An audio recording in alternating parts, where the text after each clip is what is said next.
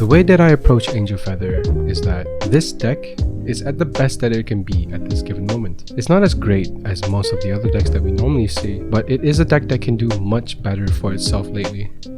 I enjoy the deck, despite its comparable power with other decks, and as far as I can see, the deck has the potential to grow. That being said, let's start with the deck profile.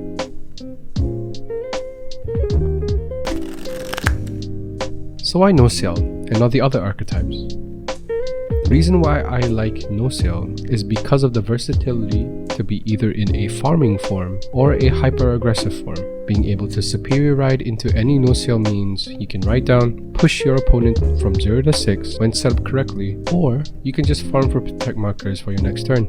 It also gives us the access to the grade 4 Nociel in the G-Zone, which not only gives us multi-attack, but it also allows us to reactivate previous on-place abilities, or it just gives us the opportunity to slow proc our on-place skills. Not that it matters really, but it comes up sometimes. I'll just explain in a bit.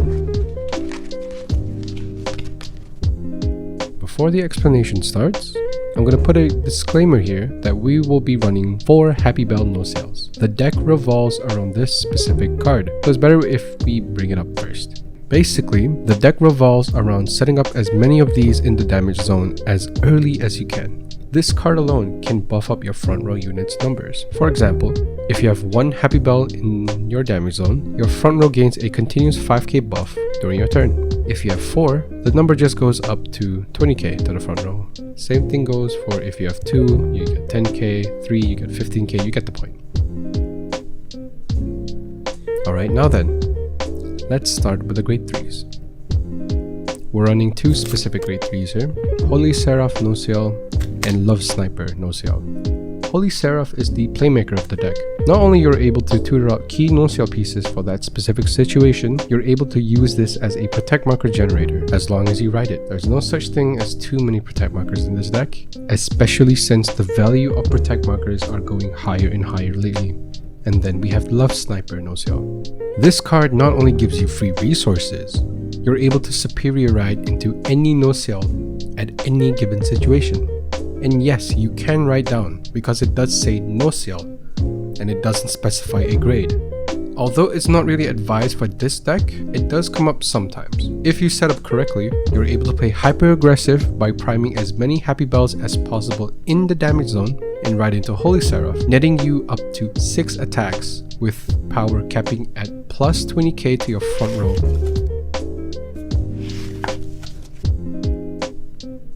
Okay then. Let's move on to grade 2s. First, there's Nociel. One of 2 ways you can gather resources is by having this card. You can tutor any card from the damage zone to your hand, and you can proceed to do a rescue check. Citation here. Very strong in the early game, and very useful in the late game. Next would be Love Machine Gun Nociel. The second way you can gather resources is by having this card. Same thing, you can tutor any card from the damage zone to hand, but instead of rescue checking, you tutor any Nociel from the deck, regardless of the tutored card being a normal or a trigger unit. This means you can either play aggressively and fish out a Happy Bell, set up yourself a grade 3 to prevent misriding, and then you can use a Jove Gale to take it back to your hand, or you can defensively get yourself a perfect guard, because yes, there is a draw trigger perfect guard Nociel. And last but not least, Black Slice Harut. Multi-attack is such a great thing. Multi-attack is such a great thing in this deck, especially since your Happy Bells are continuous, which means the effect is like having a Persona ride. Even if a new unit was placed on top of the previous unit, you are able to take advantage of Happy Bell's power addition. She can be used either offensively, by calling another attacker, or defensively, by calling things like a Mistoff or a Honolulu. Alright, now we are looking at the grade 1s. Let's start where we left off with Harut. The grade 1 that I mentioned, Honolulu. Being able to set yourself up defensively at the end of battle phase is pretty annoying for some decks. Although, you don't necessarily need to call Honolulu like this. Just calling it normally would benefit you tremendously against a lot of multi-attacking decks. This card is way too important for this deck since the majority of the current meta has a certain level of multi-attack that we can't afford to waste our hand on. Next we have Lamido. This card is surprisingly great in this deck, since you'll secure a grade 3 in your soul, especially when you can superior right during your grade 3 turn, netting this card a really devastating finisher setup for your vanguard or rearguards. And finally, Scaling Angel. I don't really need to add on too much on this card. You can set up anything you want in the damage zone and gain soul. However, you have to remember that you can only add grade 2 or lower from the damage zone into your soul, and you can't put triggers into the damage zone from drop zone. And finally for the main deck, our triggers. Heal Guardians are just way too good, especially since you can use these to have a better time surviving your opponent's aggressive early turns. Stride crits are important here. You want to write your grade 3 Nociels as much as possible to generate protect markers. Since not only you need grade 3s in Soul for Lamido, you're also only running 1 draw PG. This is to make space for 3 Sentinel crits. Being able to check crits really early instead of draws helps out tremendously. Plus, you can tutor the grade 0 Nociel with cards such as Holy Seraph and LMG anyway. 2 soul crits. I want to fill my space up with crits. You also get soul, which is pretty nice in this deck too.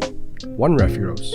Being able to add triggers back into the deck from damage is really huge. There's a reason why this card was restricted to 1. And last but not least, 1 Cray Elemental over trigger. I personally don't have my Keter OT currently, but I would say the OT is just interchangeable. It's all coming down to personal preference anyway, but I myself prefer the Cray Elemental OT because you are able to put 100 million power to 2 units instead of 1, but I can understand why people gravitate towards the Keter OT because once you check it, your remaining rearguards that haven't attacked yet will also gain drive checks, which is pretty good too.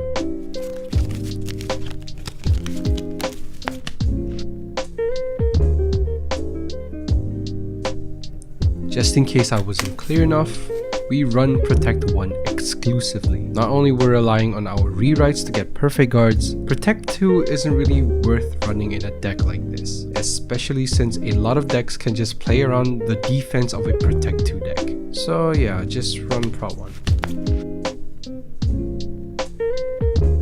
And that concludes the main deck of this profile. Most of the cards in here are pretty straightforward. I took the liberty and got some tips from other premium players, and I managed to settle on this deck currently. With that being said, let's continue with the strides.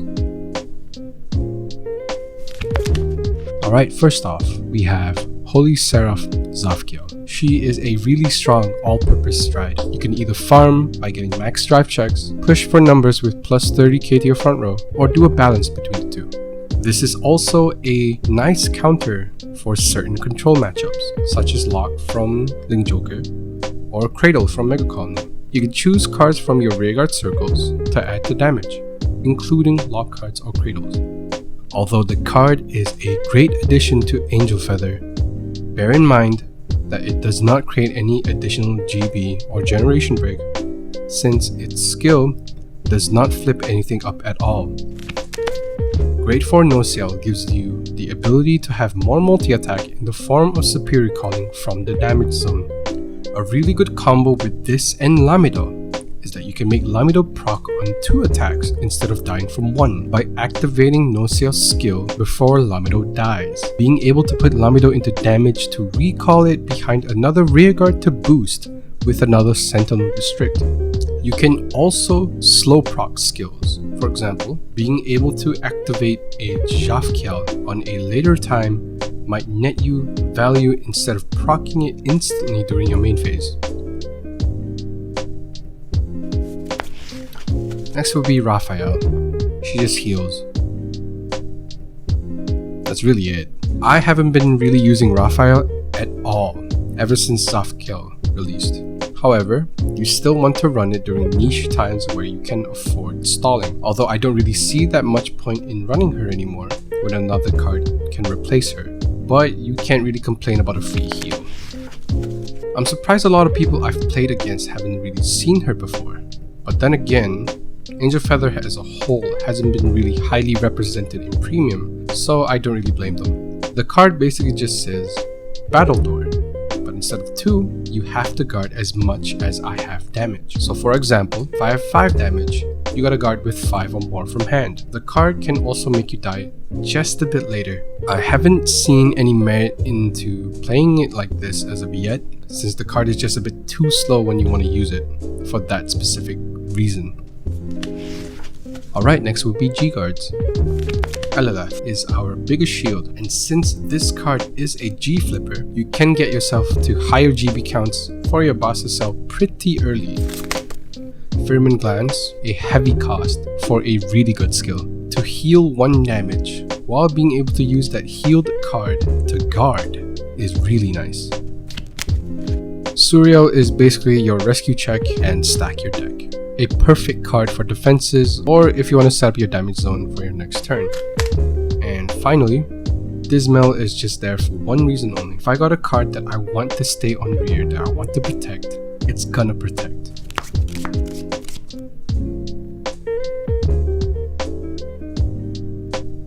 Right, and that's my current Angel Feather Premium deck. I currently enjoy the deck a lot, especially after the new Stride and G-Guard released. Also, if you're one of the many people who like this profile, like the video and share it around to anybody who's interested in Angel Feather or just Premium in general. Anyway, next week is going to be Tachikaze, so stay tuned for that.